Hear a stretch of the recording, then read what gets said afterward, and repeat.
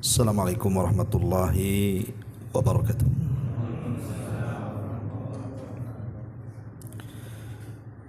Alhamdulillah wassalatu wassalamu ala Rasulillah wa ala alihi wa sahbihi wa mawalah wa la hawla wa la quwwata illa billahi wa ba'du. Alhamdulillah, di malam ini kita kembali duduk untuk mengkaji tafsir dari Al-Quranul Karim, dan kita masuk pada surat baru, surah Al-Mutaffifin. Surah Al-Mutaffifin ini adalah surah yang berbicara soal kecurangan dalam muamalah. Karena arti mutaffif sendiri artinya mengurangi takaran ataupun timbangan dalam jual beli. Baik, kita baca ayatnya dulu baru kita jelaskan. A'udzubillahi minasyaitonirrajim. Bismillahirrahmanirrahim. Wailun lil mutaffifin alladzina idza qtalu 'alan nasi yastawfun wa idza kaluhum aw wazanuhum yukhsirun.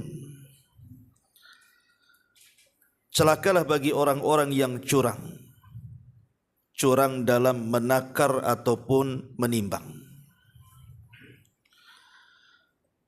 Orang-orang yang apabila menerima takaran dari orang lain, maka mereka pun minta dipenuhi takarannya. Tapi sebaliknya, apabila mereka menakar ataupun menimbang untuk orang lain, maka mereka justru menguranginya. Ma'asyiral muslimin yang dimuliakan Allah Subhanahu wa taala, Al-Allamah Ibnul Arabi beliau mengatakan, al-mutaffifuna humul ladzina yunkisuna al-mikyala wal mizan. Jadi mutaffif itu artinya orang yang mengurangi takaran dan timbangan. Dan ini masuk pada pencurian dan juga masuk pada pengkhianatan. Karena dengan mengurang takaran berarti dia mengambil sesuatu, berarti dia mencuri. Dengan tidak amanah ketika meletakkan sesuatu berarti dia khianat. Berarti mutaffif ini jatuh kepada pencurian dan pengkhianatan. Di sini Allah Subhanahu wa taala memulai dengan kata-kata wailun. Apa itu wailun? Sebagian para ulama mengatakan bahwa makna wailun adalah wadin fi jahannam. Dia sebuah lembah yang ada di neraka jahannam. Lau suyyarat fihi jibalud dunya ladabat min syiddati harrihi. Kalau seandainya gunung-gunung di dunia ini ditenggelamkan ke dalam lembah jahannam itu, maka akan mencair karena saking panasnya lembah itu. Itulah wail. Sebagian ulama tafsir mengatakan bahwa wailun juga memiliki kedalaman, artinya lembah jahannam itu memiliki kedalaman yang tidak ada yang tahu kecuali Allah. Saking dalamnya, saking gelapnya, dan saking busuknya. Dan seluruh usatu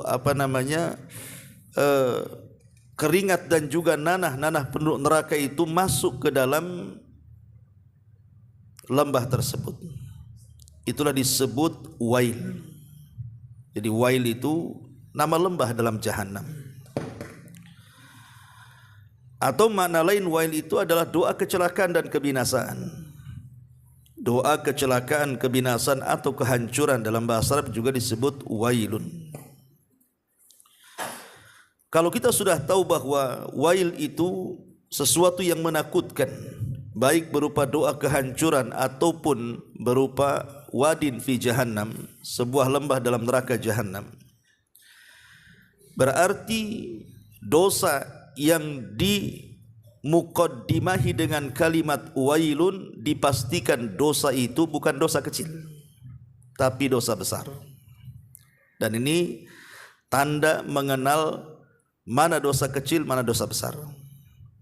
Salah satu mengenalnya adalah bahwa dosa itu dikatakan besar ketika diawali dengan wailun. Seperti di sini. Wailun lil mutaffifin. Dan kalimat wailun dalam Quran juga banyak. Wailun likulli humazatin lumazah. Wailun likulli affakin azim. Wailun lil mutaffifin. Jadi kalimat wail dalam Quran itu terulang-ulang.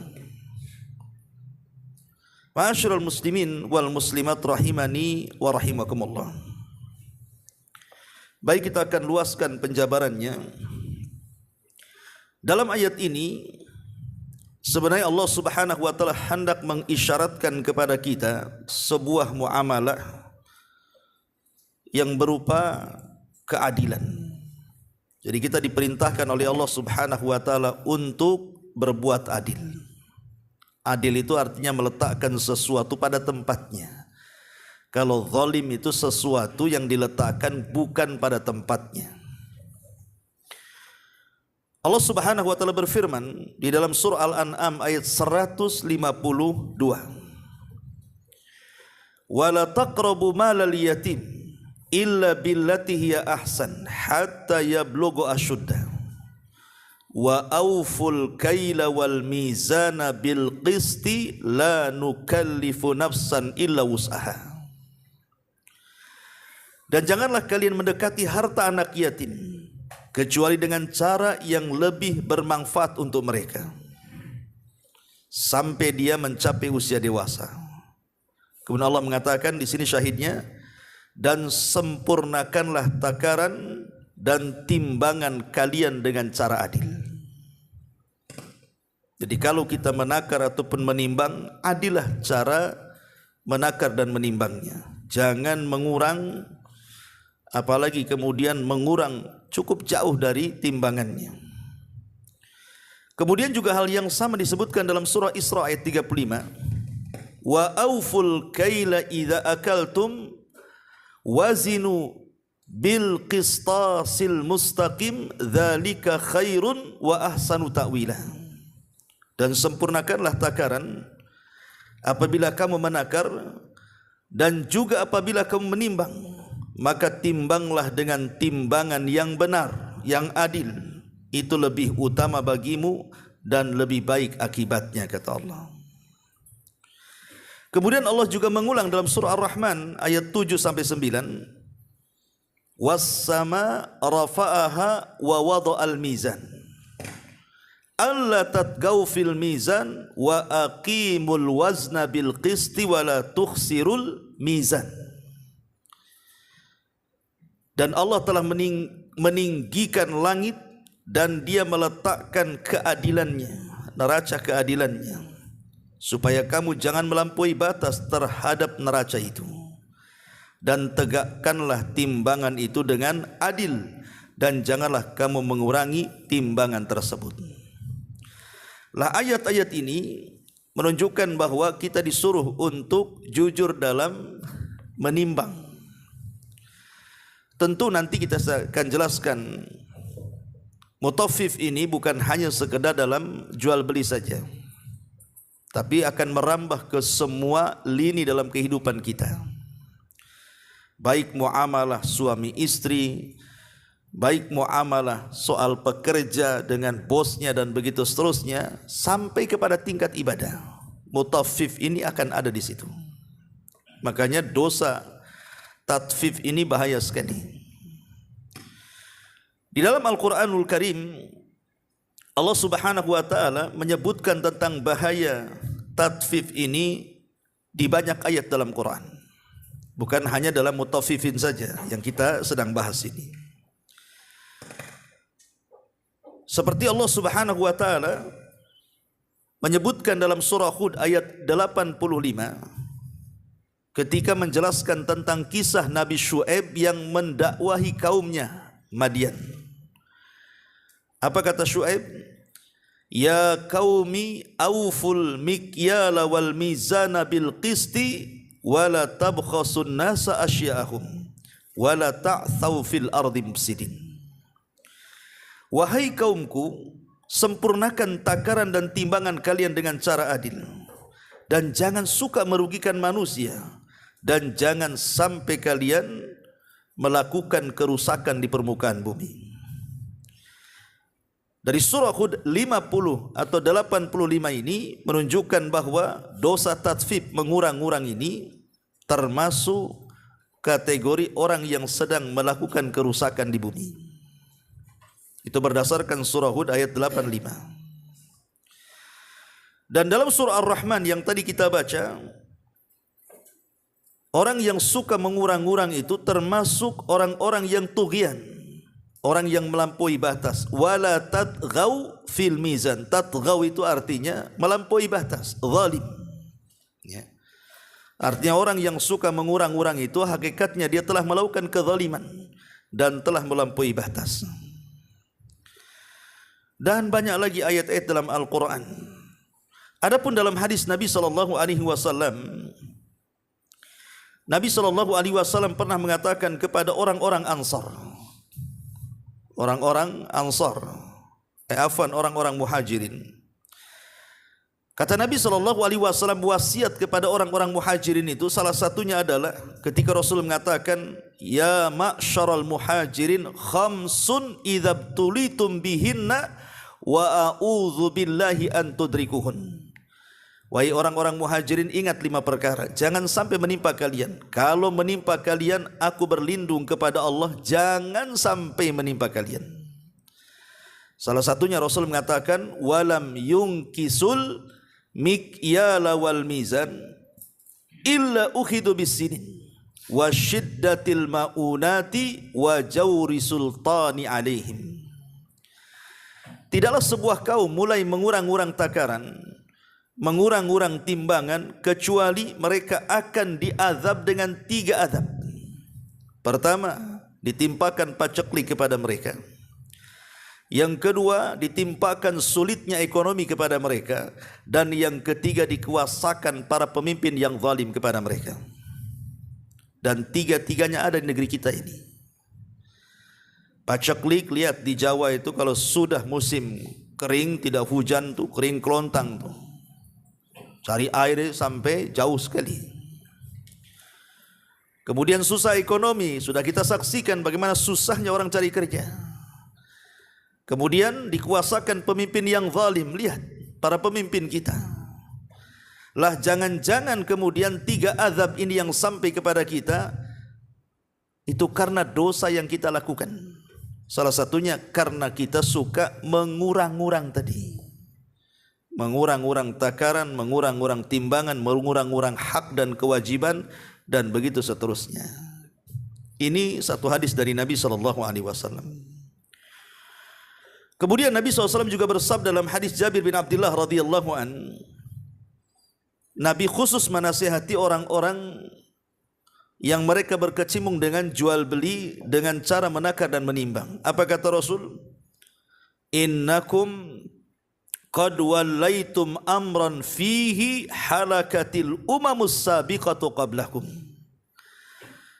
Jadi ketika Nabi melihat ada para pedagang yang mereka berdagang mungkin bahan pokok yang ditimbang dan yang ditakar itu, kata Rasul, sesungguhnya kalian telah dikuasakan satu perkara yang perkara itu terkadang menghancurkan umat sebelum kalian. Maksudnya umat siapa? Umat Nabi Syuaib. Itulah umat pertama kali yang curang dalam jual beli. Makanya Rasul mengisyaratkan seperti itu. Kemudian Nabi SAW juga mengatakan kepada Atau dari Jabir juga, idza wazantum farjihu. Kalau kalian menakar, maka takarlah dengan cara yang baik, dengan cara yang adil. Ma'asyiral muslimin yang dimuliakan Allah Azza wa Jalla, kalau kita melihat asbab nuzul, sebab turunnya surah Al-Mutaffifin ini diceritakan oleh Ibnu Abbas radhiyallahu anhuma. Jadi ketika Nabi SAW hijrah dari Mekah ke Madinah, kita tahu bahwa perekonomian kota Madinah siapa yang menguasai? Yahudi. Yahudi punya pasar namanya pasar Bani Kunaiko. Itu pasar sentral, pasar induk lah kalau kita katakan. Itulah di pasar itulah transaksi jual beli yang dilakukan orang Yahudi. Jadi ekonomi Madinah itu betul-betul dicengkram orang-orang Yahudi itu. Sementara kaum muslimin itu mereka menjadi petani. Dan kita tahu bahwa pedagang itu menguasai dunia, menguasai negara. Lihat para pengusaha itu kan mereka pedagang. Lihat negara-negara kaya itu mereka pedagang, dagang senjata, ya kan, jual beli helikopter, jual beli nuklir gitu ya. Akhirnya ketika melihat banyak sekali kecurangan di pasar Bani Kunaiko itu, salah satunya adalah suka mengurang-urang takaran, timbangan, meteran dan yang semacamnya. Maka Nabi SAW termenung melihat kecurangan yang banyak di pasar orang Yahudi itu. Dari situ turun ayat surah Al-Mutaffifun itu. Wailun lil mutaffifin. Alladzina idza qtalu 'alan nasi yastawfun wa idza kaluhum aw wazanuhum yuhsirun. Celaka atau lembah jahanam bagi orang-orang yang mutaffif itu. Siapa mutaffif itu? Kalau dia menjadi penjual, maka dia berusaha untuk mengurangi. Tapi kalau posisinya pembeli, berusaha minta ditambah. Itulah mutaffif namanya. Jadi turunnya surah Mutaffif itu karena melihat banyak kecurangan yang terjadi di pasar orang-orang Yahudi. Makanya Nabi SAW ingin merubah perekonomian Madinah. Ketika orang-orang Ansar menawarkan kepada para sahabat Rasul tentang sebagian kebun mereka untuk dikelola orang-orang Muhajirin, maka Nabi SAW meminta kepada para sahabat untuk tidak menerima semuanya. Artinya jangan sampai semua sahabat Muhajirin itu mereka terlibat dalam dunia pertanian. Kenapa demikian? Karena kita tahu orang Mekah itu jago dagang. Orang-orang Mekah itu dikenal jago dagang kan gitu ya. Bahkan dunia perdagangan itu mengalir di urat-urat mereka. Sampai Allah Subhanahu wa taala turunkan surat khusus kepada orang-orang Mekah karena mereka jago dagang itu. Apa suratnya? Li ila fi Quraisyin ila fihim rihlatash syita'i was-saif. Ini surat ini menceritakan tentang kepiawaian dagangnya penduduk Mekah tuh. Mereka punya rihlah perjalanan dagang ke Yaman dan ke Syam di musim dingin dan musim panas tuh. Rihlatash syita musim dingin, was-saif dan musim panas. Kalau musim dingin dia ke Yaman, kalau musim panas ke Syam, ke Palestina sana. Jadi Nabi SAW tidak menghendaki para sahabat terlibat dalam semua perkebunan yang dilakukan orang-orang Ansar. Karena Rasul berpikir jauh ke depan. Kalau semua terlibat dalam perkebunan, ekonomi dipegang Yahudi. Makanya Rasul meminta orang-orang yang jago dagang itu jangan terlibat dalam dunia perkebunan, dunia pertanian. Betul, akhirnya Nabi SAW merencanakan sesuatu, membuat pasar di samping pasarnya Bani Kunaiko. Ketika Rasul membuat pasar, sempat diobrak-abrik pasarnya oleh orang-orang Yahudi. Tapi Nabi SAW tidak pernah putus asa. Dia betul-betul buat lagi pasarnya di samping persis pasarnya orang Yahudi. Kemudian Nabi SAW membuat aturan-aturan Islam di situ yang memudahkan bagi para pedagang dan yang memudahkan bagi para pembeli. Tidak ada curang-curang di situ. Bahkan Rasul melarang tidak boleh mengambil upah sewa. Siapapun yang datang duluan, maka dialah dapat setannya di situ. Kalau kita kan tidak, di pasar sudah ada setannya masing-masing kan. Di zaman Rasul siapa duluan di situ, itu dapat tuh. Kalau kita yang pagi-pagi di situ, di tempat orang diusir antum. Kalau zaman sekarang bahkan dikutip bayaran lagi. Ya. Zaman Rasul tidak. Kemudian Nabi SAW menasihatkan para sahabatnya, rahimallahu rajulan samhan idza ba'a wa samhan idza ishtara. Semoga Allah merahmati seseorang yang mereka memudahkan cara membeli dan cara menjual. Jadi Rasul meminta agar semua dimudahkan. Dan Nabi SAW minta supaya takaran dan timbangan itu dilebihkan, bukan dikurangi. Jadi kalau seandainya di pasar Yahudi itu beli gandum 1 gantang kemudian dikurang, kalau di pasarnya kaum muslimin itu beli gandum 1 gantang malah dilebihkan. Lama-lama pelanggan kaburlah kan begitu. Satu persatu, bahkan orang Yahudi pun akhirnya membeli di pasar kaum muslimin. Ma'asyiral muslimin yang dimuliakan Allah Subhanahu wa taala. Sering saya katakan kepada antum ikhwan, kenapa tatfif ini sampai diancam sedemikian rupa dengan lembah yang ada dalam jahanam coba. Padahal sebenarnya tatfif ini juga kalau dilakukan oleh seorang pedagang itu tidak mengenyangkan. Pamannya antum jual duku, kemudian ada orang yang beli duku 1 kilo, antum kurangilah pamannya setengah on. Kemudian antum makan yang setengah on itu apa mengenyangkan? Kan tidak mengenyangkan. Atau mungkin jeruk 1 kilo antum ambil 1-2 jeruknya, 2 jeruk antum makan lu nggak mengenyangkan. La yusmin wa la yughni min ju'. Tetapi kenapa kemudian diancam sedemikian rupa dengan firman-Nya wailun, sebuah lembah dalam jahanam coba. Apa rahasianya? Karena begini ikhwan, yang namanya penjual dan pembeli itu kita tidak tahu siapa mereka. Kita jadi pembeli, kita tidak tahu siapa penjual.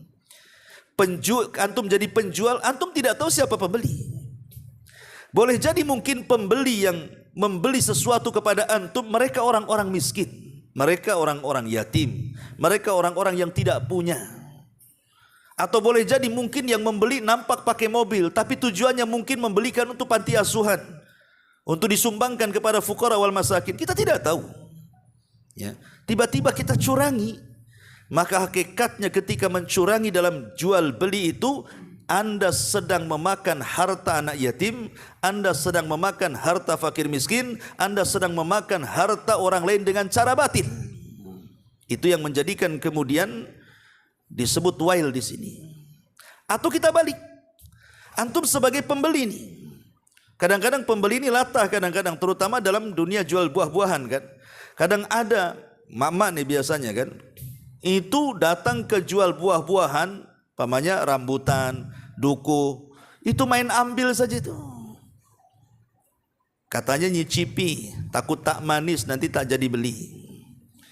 Itu yang dicicipi itu kadang-kadang bukan 1-2 kan, sampai kenyang pula dia cicipi di situ. Anda sedang beli tak ngerampok sebenarnya. Jadi kadang-kadang mencicipi 2 jeruk ataupun 2 rambutan atau 2 duku, ketika rasanya tidak enak, akhirnya apa? Tak jadi beli. Lah yang sudah makan Anda nggak bayar, yang sudah dimakan tuh nggak dibayar, langsung pergi saja. Lain kalau seandainya penjualnya itu ngasih sampel, bolehlah makan di sini, berarti sudah diizinkan kan. Kalau belum ngasih sampel atau belum diizinkan, jangan coba-coba mengambil. Atau dengan bahasa boleh nggak saya cicipi, kalimat boleh nggak saya cicipi ini itulah masuk pada apabila menjadi penjual pengen ditambah tuh. Ya. Nggak, langsung aja kita ngomong sama penjualnya, bang manis apa enggak bang? Manis. Kalau kita yakin dengan dia berhusnudzon lah beli. Ya. Tapi kalau nggak yakin nggak usah beli, kan selesai itu. Karena kita tahu namanya pedagang itu tidak semua orang kaya. Terkadang mungkin dia pelayannya di situ, dia bukan bosnya. Ya. Terkadang juga dia mungkin keluarga miskin, kita tidak tahu. Kalau dia orang miskin berarti kita sebagai pembeli itu menzalimi dia kan begitu. Makanya kenapa dunia tatfif ini dilarang keras dalam Islam sampai Allah turunkan ayat khusus al-mutaffifin ini. Wailun lil mutaffifin. Alladzina idza qtalu 'alan nasi yastawfun wa idza kaluhum aw wazanuhum yukhsirun. Ma'asyiral muslimin yang dimuliakan Allah Subhanahu wa taala, baik kita akan bicara soal bahaya-bahayanya dulu. Baru kita contohkan dengan contoh yang luas. Pertama nih, bahaya tatfif. Yang pertama, at-tatfifu sababun li sukhtil jabbari. Bahwa tatfif itu sebab mengundang murkanya Allah Subhanahu wa taala. Makanya lihat kaum Syuaib ketika mereka melakukan kecurangan dalam jual beli di pasar-pasar mereka, apa yang terjadi? Fakadzabuhu fa'akhadathumus rajfatu fa'asbahu fi darihim jathimin.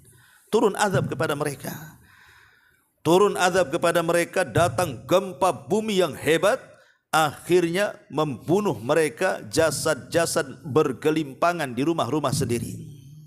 Ini kan menunjukkan tatfif ini bisa mengundang azab Allah Azza wa Jalla. Kemudian yang kedua, Allah akan mengadab di dunia dengan 3 azab tadi yang saya sebutkan dalam hadis, bahwa akan dikuasakan pemimpin-pemimpin zalim, akan disusahkan ekonomi dan pekerjaan, bahkan juga akan dikuasakan kekeringan. Sekalipun hujannya tidak bawa berkah, justru hujannya malah membencana gitu ya. Ini yang kedua. Yang ketiga, bahwa tatfif itu dalilun ala syuhin nafsi. Orang yang suka tatfif, mengurang-urang, itu hakikatnya dia itu orang bakhil sebenarnya. Dia orang bakhil. Dan orang yang keras hatinya, tidak punya rahmat kepada orang, hilang akhlaknya. Ya kan, orang yang suka ngurang-ngurang itu sebenarnya enggak punya rahmat dalam hatinya kan, enggak punya akhlak dia. Itulah kebakhilan dia. Kemudian juga yang keempat, bahwa tatfif ini juga sebuah dosa dari dosa-dosa khianat yang sudah saya jelaskan di awal. Kemudian juga at-tatfif juga bagian daripada sariq wal ghasab. Dia masuk dalam dunia pencurian dan juga dunia ghasab.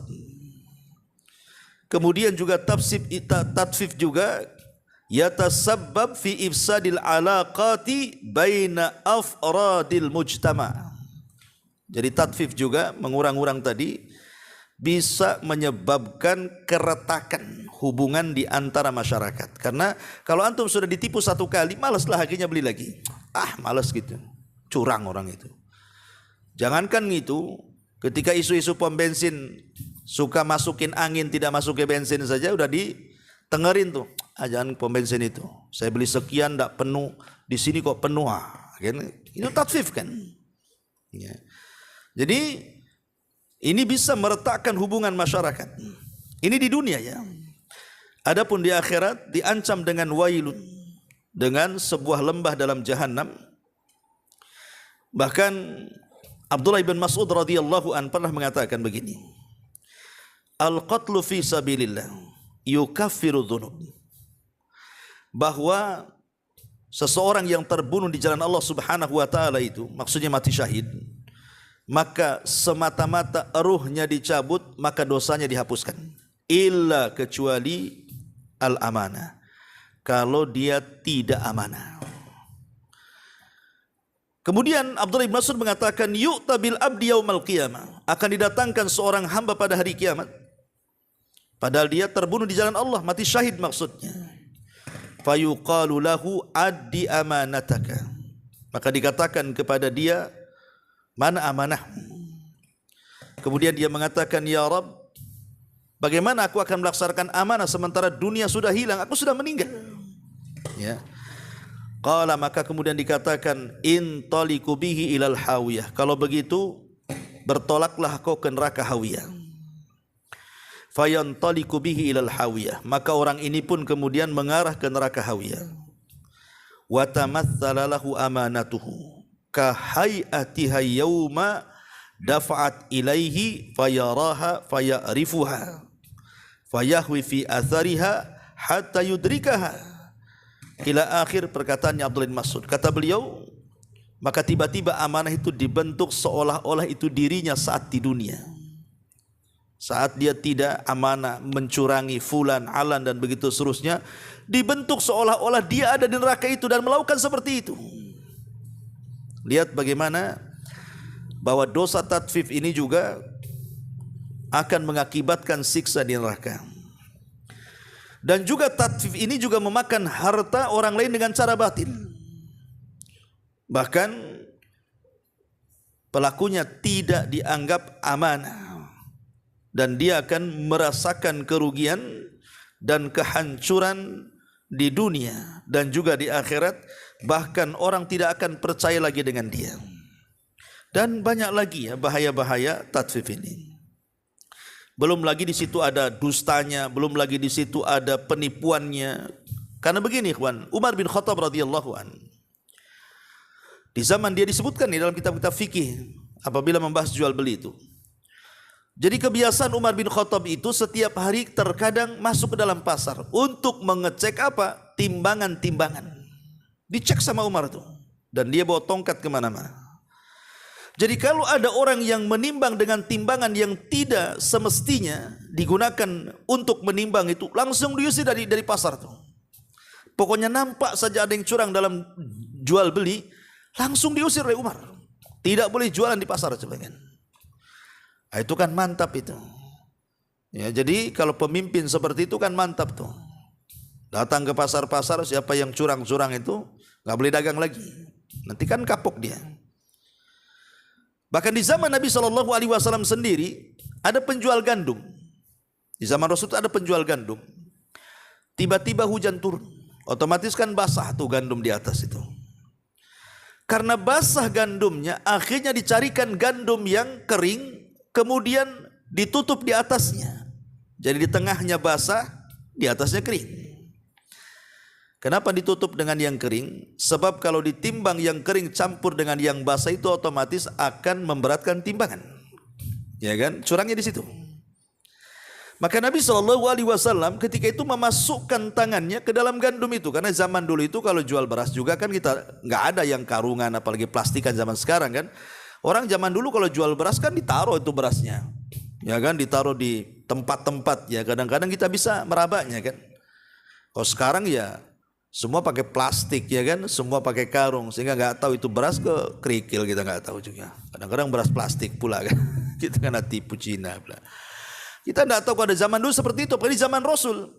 Jadi Nabi SAW itu memasukkan tangannya, rupanya di tengah-tengah gandum yang menumpuk itu kok basah. Jadi Rasul bertanya kepada penjual ini, kok bisa atas kering bawah basah?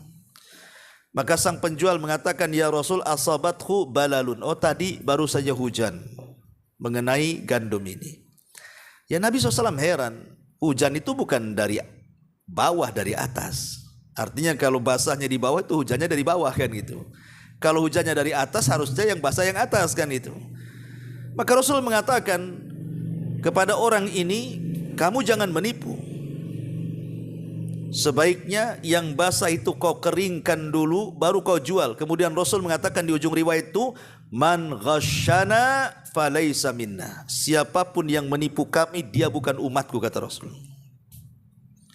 Jadi orang-orang yang tatfif, mengurang-urang takaran itu sudah ada sejak zaman Nabi kan.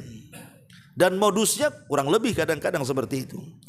Dengan cara apa? Mencampur gandum yang jelek, yang basah dengan yang bagus. Kalau sekarang yang mencampur jeruk yang manis dengan yang tidak manis, duku yang manis dengan yang tidak manis, rambutan Aceh dengan rambutan Flores atau apa gitu ya.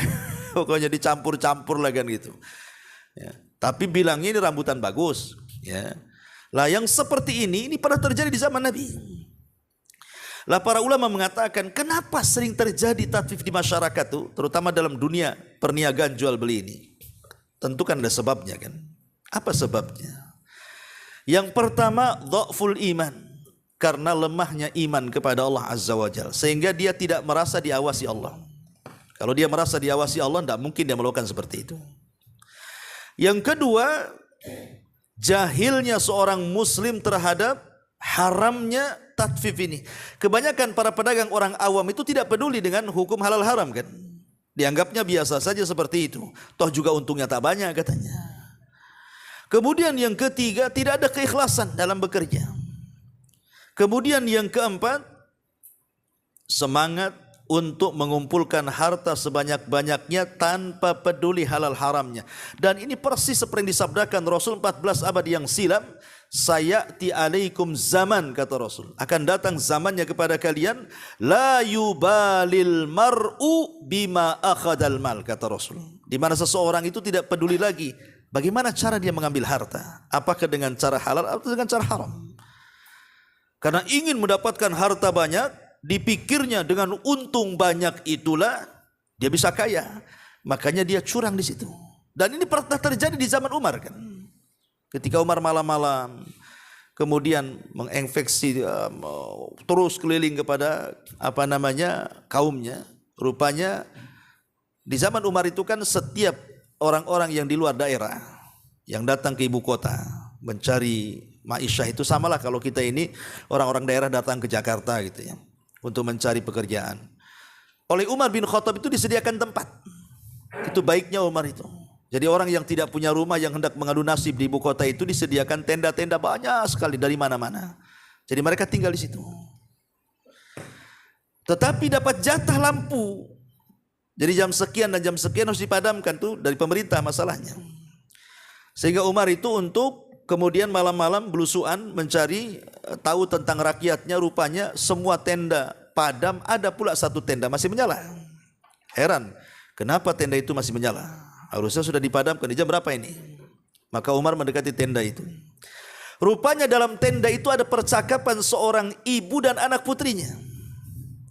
Umar mendengar di balik tenda itu, di mana ibu ini mengatakan kepada putrinya, "Nak, besok kita akan jualan air susu. Bagaimana kalau kita campur air susu itu dengan air mineral supaya banyak untungnya?" Lihat, namanya modus kecurangan dagang sejak zaman dulu sampai sekarang ya kurang lebih saja campur-campur kan. Campur bensin dengan air kan itu. Pertalit dengan bensin kan itu. Macam-macam dicampur-campur lah pokoknya kan. Kemudian ibu ini mengatakan supaya banyak untungnya. Nah, lihat, supaya banyak untungnya. Dikiranya curang itu membawa keuntungan besar.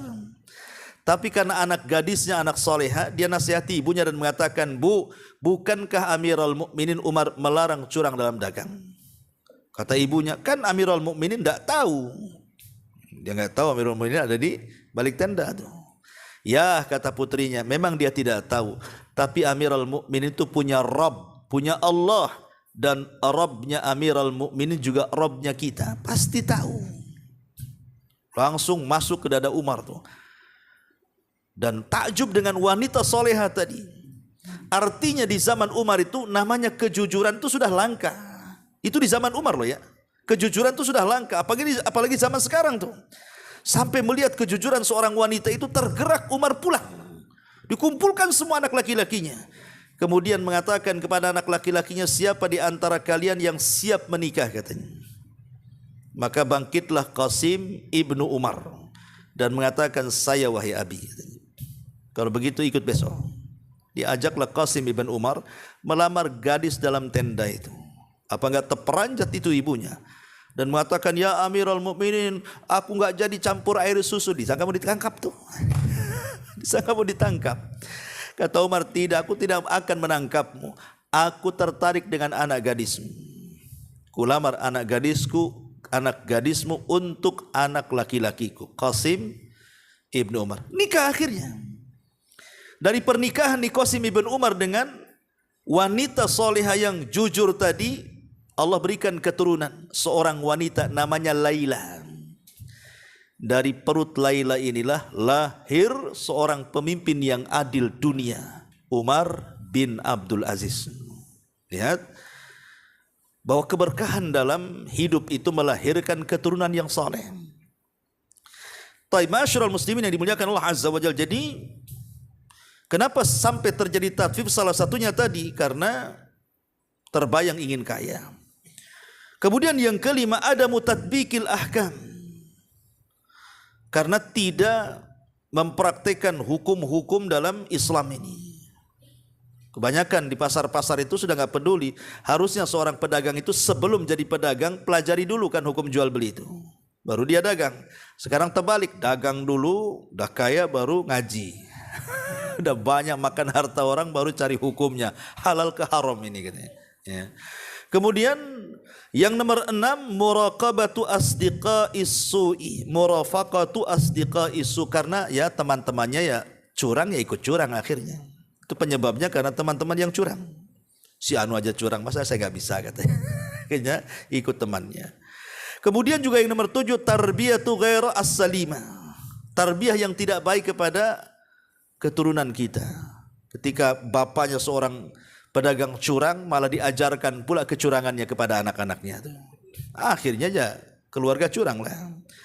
Dan yang lebih parah lagi, adamur ridha birizkillah wa adamul qanaah. Karena belum merasa ridha dengan rizki Allah dan belum menerima pemberian Allah.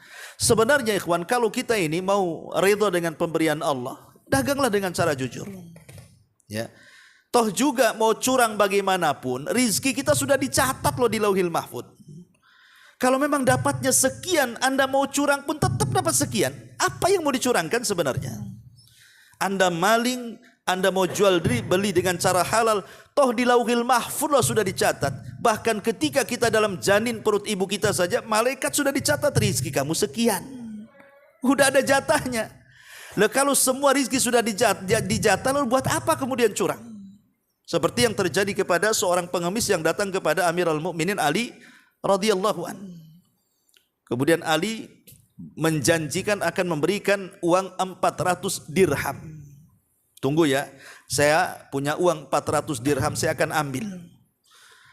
Akhirnya Ali masuk ke rumah, dicari-cari, lupa dia letak atau di mana 400 dirham itu. Akhirnya sang pengemis ini merasa jangan-jangan Ali ini hanya ngomong aja nih. Jengkel dia, pergi, sebelum pergi dicuri pula pelana kudanya Ali itu. Setelah jauh mencuri pelana kuda, rupanya yang 400 dirham itu ketemu. Kemudian dia keluar, rupanya sang pengemis sudah enggak ada. Yang ada pembantunya melapor kepada Ali dan mengatakan, wahai Amirul Mukminin, wahai Tuan, pelana kuda kita dicuri orang, katanya. Kata Ali radhiyallahu anhu, ya sudah, saya punya uang 400 dirham. Tadinya saya akan kasih pengemis, cuman dia pergi masalahnya. Nih ambil 400, kau cari pelana baru di pasar, katanya. Berangkat pembantunya Ali ingin membeli pelana yang dicuri itu. Rupanya sampai di pasar ada orang jual pelana. Akhirnya ditawar-tawar dapat juga 400 itu. Pulang dia. Ketika dia menghadap Ali radhiyallahu anhu mengatakan, ya Amirul Mukminin, ya Tuan, ini pelana sudah saya dapat, harganya 400. Ali bingung, ini kan pelana kita, katanya. Kau enggak dengar ya ciri-cirinya? Ini pelana kita ini. Coba sifatkan siapa penjualnya. Akhirnya dia mengatakan penjualnya begini. Lah itu kan pengemis tadi, katanya. Kemudian Ali radhiyallahu tiba-tiba bertakbir dan mengatakan Allahu Akbar, kata Ali. Coba kalau seandainya pengemis itu mau sabar, maka dia dapat 400 dirham dengan cara yang halal. Tapi karena dia tidak sabar, dia mendapatkan 400 dengan cara haram. Sama-sama 400, ya kan? Yang satu halal, yang satu haram, kan? Artinya rizki lah sudah dicatat. Lalu buat apa curang? Kalau memang sudah dicatat di Lauhil Mahfuz itu karena ketidakredhaan dengan pemberian Allah dan tidak qanaah di situ. Yang lebih parah lagi karena tidak mengingat kematian dan akhirat. Makanya para ulama salaf itu, ikhwan, kalau mereka melihat timbangan, antum tahu timbangan itu, selalu menangis. Ada sebagian para ulama salaf itu kalau melihat timbangan atau takaran itu menangis. Apa sebabnya?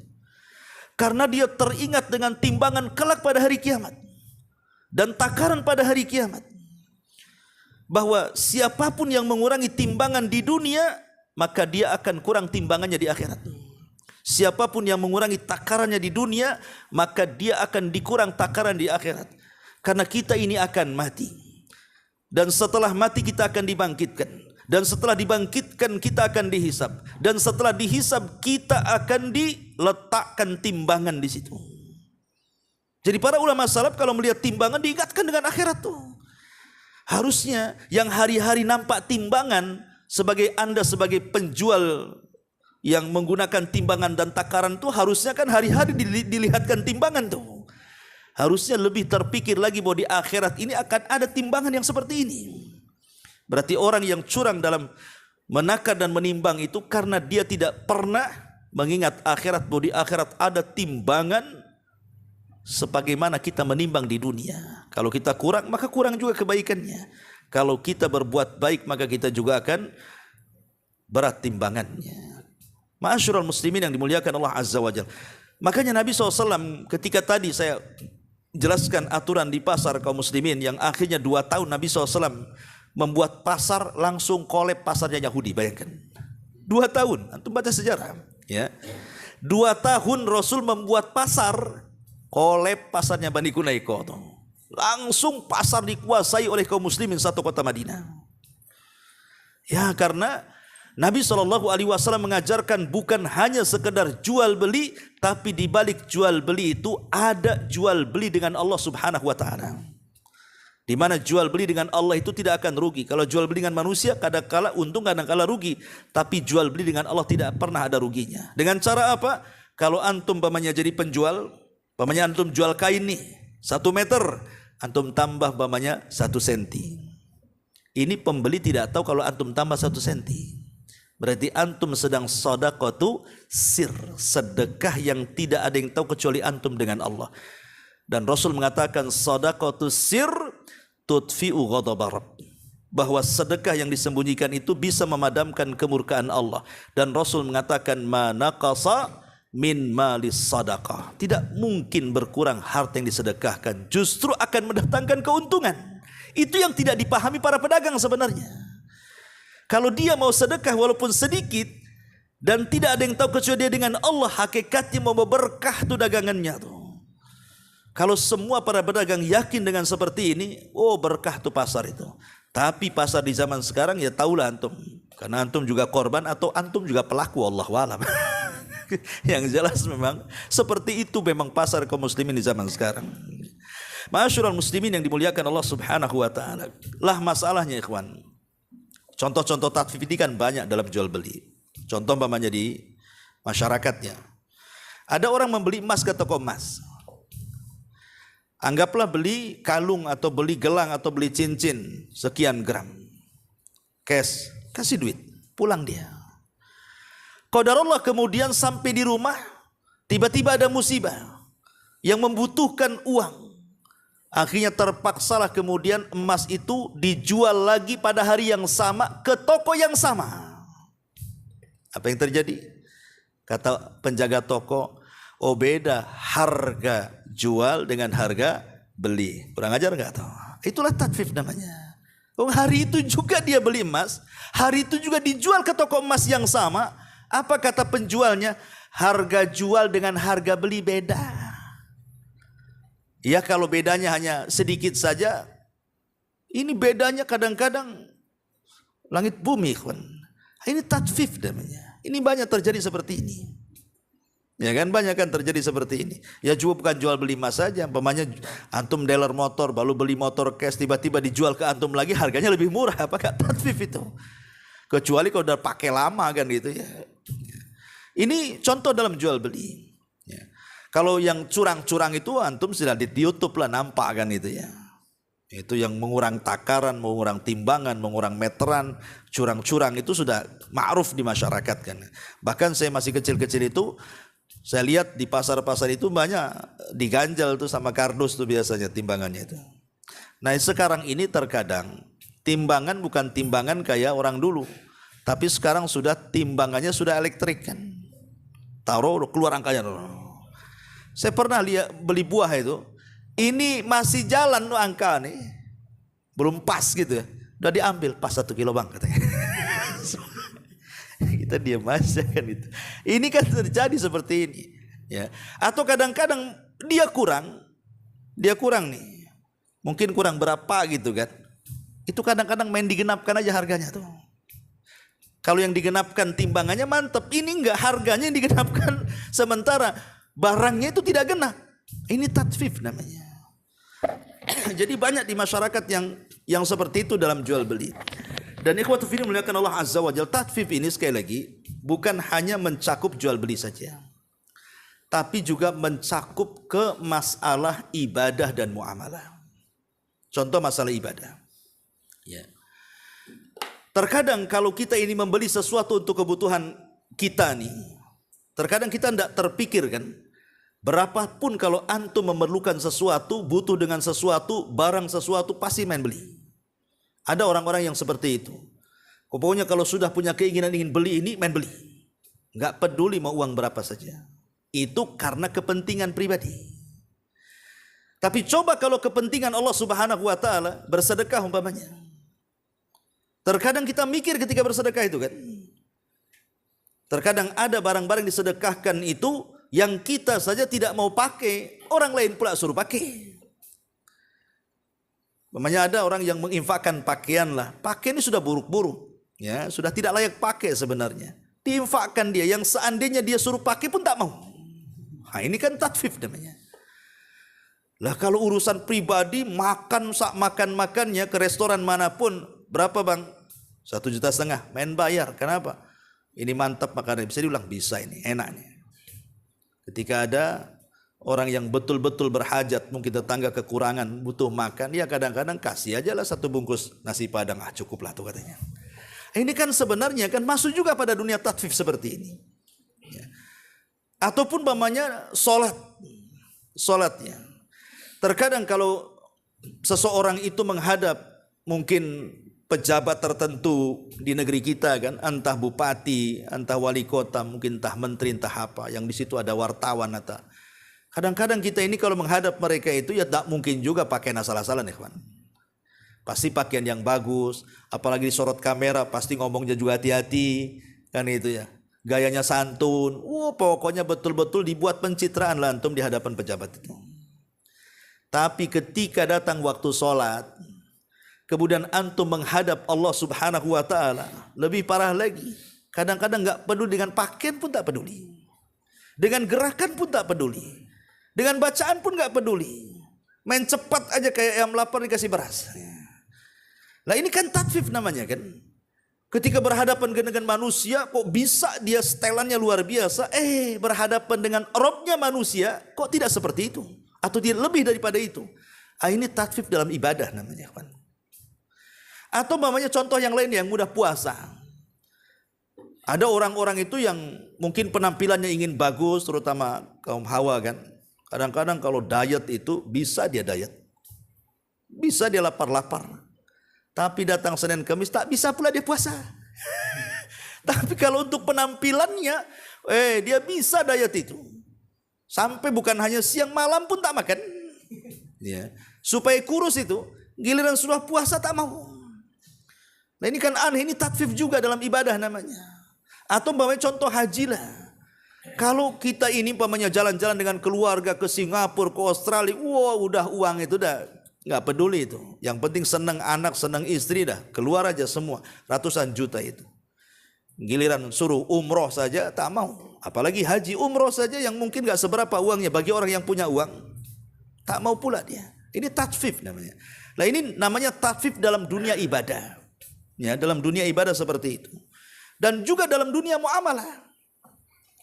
Dalam dunia muamalah seperti dalam hubungan suami istri. Ya. Ketika kemudian istri banyak menuntut kepada suaminya, nuntut nafkah seperti itu kan tiap bulannya harus ada yang dimakan, ada yang diminum dan yang lainnya. Giliran suaminya meminta hak kepada istrinya, contoh namanya hubungan badan dan yang lain sebagainya, ditolaknya. Ini tatfif namanya. Pandai menuntut hak tapi tidak pandai menunaikan hak namanya. Ini masuk juga tatfif kategorinya. Atau namanya kita punya anak perempuan. Mamanya kita punya anak perempuan, dilamar orang. Syaratnya banyak. Kalau kau melamar anakku, sini dulu 100 juta. Ini untuk maharnya, ini untuk walimahnya, ini untuk sambutannya macam-macam. Giliran dia punya anak laki-laki dikawin melamar wanita orang lain, ketika mahal marah-marah dia. Kan ada orang kayak gitu kan. Nggak jadi, nggak usah, kau kawin dengan dia katanya. Mahal kali kan itu. Giliran anaknya digitukan juga kan gitu. Itu tatfif namanya. Jadi dalam dunia muamalah pun masuk ke semua lini itu tatfif itu. Ini bahaya. Dan tatfif yang paling besar tentunya adalah dalam masalah akidah.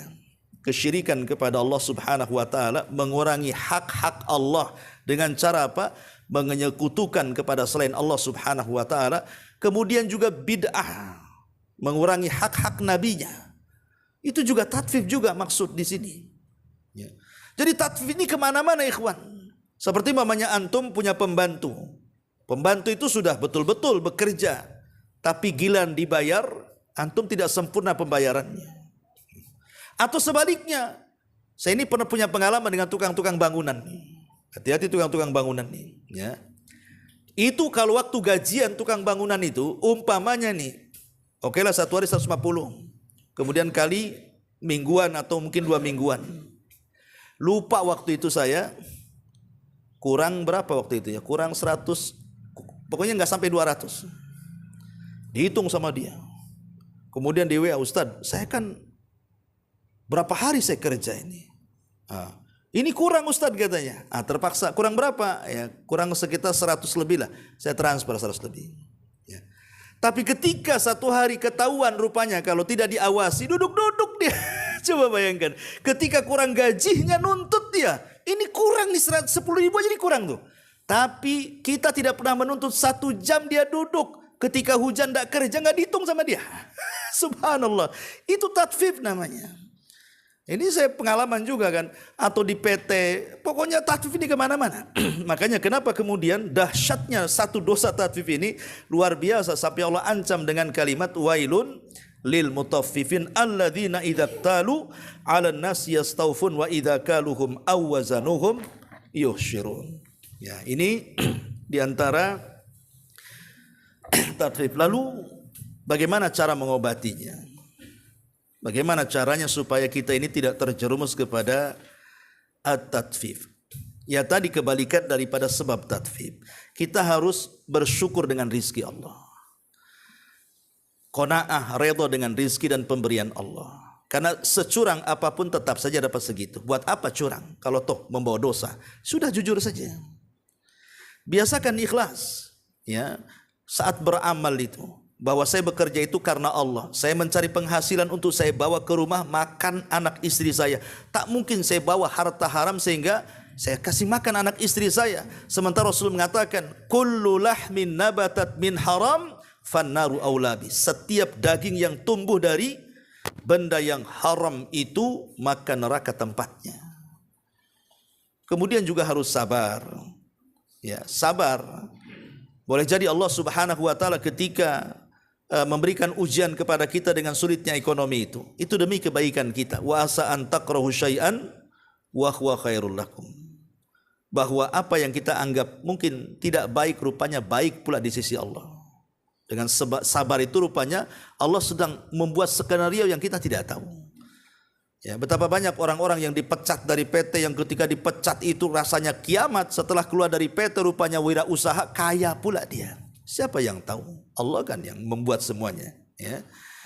Dan tentunya juga harus senantiasa muraqabah. Muraqabah itu artinya merasa diawasi oleh Allah Subhanahu wa taala, dan yang penting adalah ingat, bos, dosa tatfif ini dosa berkaitan dengan manusia loh ya. Ini bukan dengan Allah. Lain kalau antum meninggalkan sholat, itu dosa antum dengan Allah. Allah bisa saja mengampuni, Allah bisa mengadab, selama tidak sampai kepada batas syirik ya. Tapi dosa manusia ini beda. Walaupun antum sudah jungkir balik tobat pun Allah tidak akan menerima tobatnya. Sampai apa? Ada keredoan orang yang kita zalimi. Coba kalau antum penjual, pembeli ini kita tidak tahu rumahnya di mana loh. Kita kurangi. Kalau kita masih tahu rumahnya kan masih enak ya kan. Setelah kemudian dia sadar, dia tobat, ingin mengembalikan haknya, tahu tuh rumahnya si Anu di sana. Datang kasih kan duangnya. Maaf nih kemarin saya curang ini, saya balikin. Sekarang ini yang jual, yang beli ini dari mana-mana, entah orang mana yang datang. Kita tidak tahu yang mana satu kan. Tiba-tiba kita curangi satu-satu, coba bayangkan. Cemana cara tobatnya antum? Nyari orang-orang itu. Sementara dulu ada satu kisah dari Ibrahim ibn Adham rahimahullah ta'ala, seorang abid zahid itu. Dia membeli 1 gantang kurma di Mekah. Tiba-tiba kemudian di balik gantang itu ada 1-2 butir kurma. Disangka Ibrahim ibn Adham itu kurma yang jatuh dari gantang, diambil dimakan. Itu prasangka husnudzon dia. Bahwa jangan-jangan nih yang jatuh dari gantang saya yang sudah saya beli. Diambil, dimasukkan kresek, akhirnya bawa pulang. Setelah itu dia safar ke Palestina untuk i'tikaf di Masjidil Aqsa. Selama i'tikaf Ibrahim ibn Adham ini tidak pernah merasa tenang hidupnya. Entah kenapa, tidak pernah khusyuk salatnya, tidak pernah khusyuk zikirnya, baca Qur'annya, aneh. Pokoknya ada yang kepikiran, seolah-olah ada dosa yang menghigapi dia. Jadi dia Pikir apalah dosa saya ini kok sampai mempengaruhi ibadah gitu. Rupanya dia teringat dengan 2 butir kurma. Ketika 2 butir kurma diingat, langsung dia dari Palestina berangkat ke Mekah mencari penjualnya itu. Hanya gara-gara 2 butir itu. Kemudian setelah datang ke pedagangnya, lain pula yang menjual. Dulu orang tua, sekarang anak muda. Kemudian Ibrahim bertanya kepada anak muda ini, mana bapak yang jualan kurma dulu? Kata anak muda ini sudah tidak ada, sudah meninggal katanya. Menangislah Ibrahim bin Adham. Gimana caranya mengembalikan 2 butir kurma itu? Kemudian Ibrahim bertanya, siapa kamu? Saya ini anaknya yang meneruskan usaha bapaknya.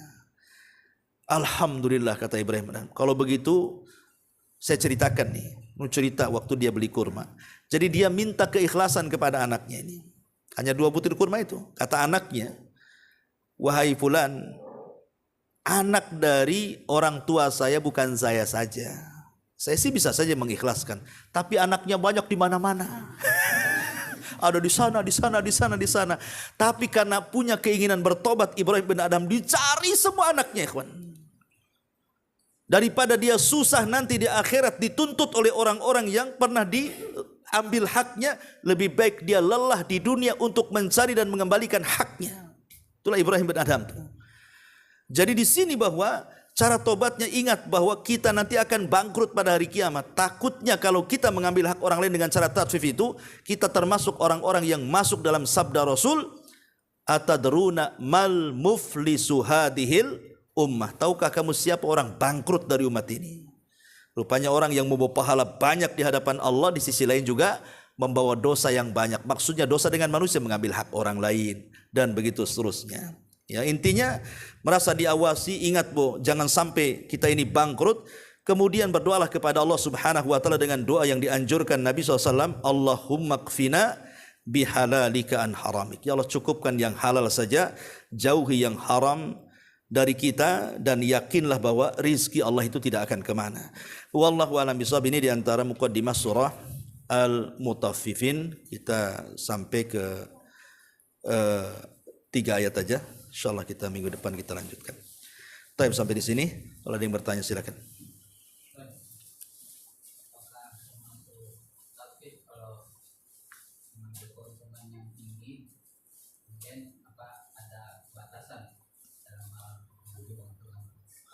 Iya, dalam jual beli mengambil keuntungan tinggi menjadi khilaf para ulama. Ada yang mengatakan melarang, tidak boleh. Tetapi mengambil keuntungan itulah sewajarnya, karena ini ya melampau, bisa mendolimi orang. Tapi sebenarnya para ulama tidak ada masalah selama barangnya laku. Karena dalam jual beli itu beda dengan riba. Ahallallahu al-bai'a wa harrama riba. Allah haramkan riba, tapi Allah halalkan jual beli. Termasuk mengambil keuntungan yang besar. Ya. Tapi masalahnya siapa yang mau beli kalau untungnya besar? Pemanya harga motor jelek gitu kan, yang harganya 5 juta antum jual 10 juta, ini siapa yang mau beli kan? Kecuali antum tipu di situ. Kalau unsur tipu-tipunya iyalah. Ya. Tapi kalau memang ala kadarnya, orang pun mikir juga lah kalau seandainya mau membeli dengan keuntungan itu. Kecuali tadi antum itu membuat 2 harga. Itu yang jadi khilaf itu ketika antum membuat 2 harga. Antum jual nasi Padang atau nasi Jawa atau nasi apa. Kalau yang beli bawa mobil karena di pinggir jalan kan, antum prank aja lah harganya. Kan itu. Harga 10.000 antum main tarik 300.000. Tapi kalau orang lokal udah tahu harganya. Ya kan? Kasih 10.000 aja. Ini yang jadi khilaf tentang barang yang dijadikan 2 harga. Syalbani rahimahullahu taala menganggap itu riba. Menganggap itu riba. Kenapa? Kalau satu barang 2 harga itu, ya, yang satu cash sekian, yang kredit sekian umpamanya kan. Syalbani mengatakan, umpamanya saya contohkan ini handphone saya, ya. Saya jual kalau saya cash saya kasih antum 500. Tapi kalau tidak cash saya kasih 1 juta. Otomatis ada lebihan 500 kan. Lah 500 itu dianggap jaminan. Jaminan karena antum mengkredit. Sementara dalam kaidah walaupun hadisnya dhaif tetapi menjadi ijma kesepakatan para ulama, kullu qardin jarran naf'an fahuwa riba. Setiap barang jaminan kalau diambil manfaatnya maka itu bagian daripada riba. Jadi ada yang mengatakan riba seperti Syalbani mengatakan riba. Tapi jumhur ulama mengatakan tidak. Mayoritas para ulama mengatakan tidak. Satu barang dua harga yang kas sekian, kredit sekian, dengan catatan antum jelaskan kepada pembelinya. Ya jelaskan. Ini kalau kredit mau nggak antum segini, mau bayar antum segini. Nah, nanti mana yang dia pilih? Maka jumhur ulama mengatakan tidak ada riba di sini. Intinya masalah khilaf. Nah, tapi yang jelas kalau menurut saya kalau antum punya duit berilah yang cash saja. Nggak usah main kredit karena kredit itu bagian daripada utang piutang. Dan utang piutang ini berat bagi kita kan itu. Kadang hidup kita ini semua pakai hutang piutang. Padahal bolehnya utang piutang itu kan untuk karena sesuatu yang darurat kan sifatnya kan. Tapi enggak, sekarang ini bukan sifat darurat, yang sifatnya mukamilat, yang hanya menyempurnakan hidup saja. Kadang-kadang semua hutang. Sebenarnya enggak perlu juga, tetap aja dibeli dan dihutang. Dengan cara kredit kan. Mulai dari rumah kredit, motor kredit, spring bed kredit, kompor gas kredit, kulkas kredit. Intinya tuh sebenarnya antum hidup di dalam kredit tuh sebenarnya. Antum aja nggak dikreditkan. Ya. Nah ini kan masalah. Ini kan kalau orang sudah masuk dalam dunia hutang piutang ini, memang sulit keluar dari situ. Coba lihat. Saya kemarin, tadi saya lihat berita. Ada orang yang ngerukyah di mana itu? Di jembatan. Apa yang mau dirukyah? Karena banyak orang yang terlilit pinjol, judi online. Akhirnya kemudian banyak utang, banyak bunuh diri. Kasusnya itu judi online. Jembatan ini ruqyah bukan orangnya. Kan itu. Ya, kadang-kadang ruqyahnya pun ya aneh juga kan itu ya. Ya ruqyah tempat itu ada, sebagian lama membolehkan, tapi kan ada kefiahnya, ada caranya. Ya, jadi kecuali memang tempat-tempat itu memang angker di rumah kita kan itu, angker kan itu. Ya sementara di jembatan itu tidak semua orang bunuh diri, banyak orang jualan di situ, banyak orang jalan ke situ. Yang bunuh diri itu yang kena judi online aja karena banyak utang kan, sampai ditulis spanduk jangan bunuh diri di sini. Gitu. Ada juga yang kemarin bunuh diri gagal kan? Ada, bunuh diri dia, nyemplung, rupanya pandai berenang pula dia. Coba akhirnya ditangkap oleh yang nolong itu. Ya, itu akan aneh itu bunuh diri gagal. Iya. Berkaitan dengan tadi, kalau misalkan orang terakhir itu, yang pakai motor misalkan 150, yang pakai BRI 100, gimana? Ya tadi lah. Tarifnya BBM. Bukan. Terapi. Terapi apa? Ya, anggaplah misalkan akupunktur lah apalah istilahnya. Oh. Ya sama lah dengan cara tadi untuk jual nasi itu. Ini yang datang ini namanya berduit nih, antum prank aja lah. 300 kan itu satu bungkus. Ini orang lokal, janganlah ketahuan nanti.